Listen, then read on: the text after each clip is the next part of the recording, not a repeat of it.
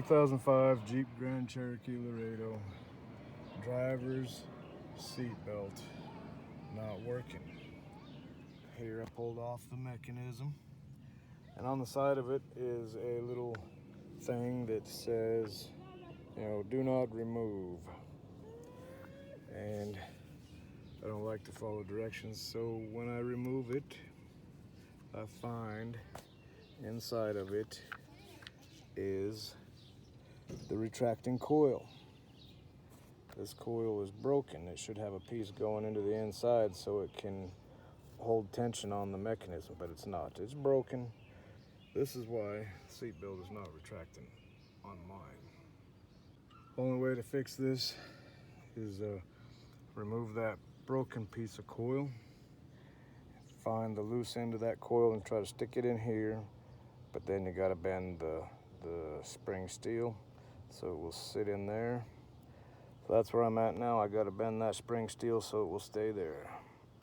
I used a pair of pliers, put on the end of it there, and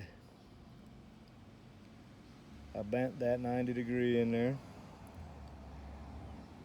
So now I can put the cover back on and try to, tighten up that spring. Before you put this part on, take the seatbelt and wrap it up on here. Wrap it up a little more than you think you need to. It mounts down further, but wrap it up here, and then you can put that piece on there, and then it will always be under pressure. I had to take this thing off to unlock my seatbelt lock, but I got it back on. Now once you've got that mechanism all back together, you can stick it back in the hole here, put your bolt back in there, and your seatbelt should work. I know mine does. So that's it. Good luck.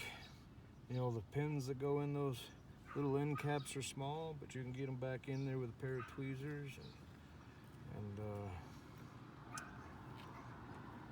Torx bit to get the seatbelt off.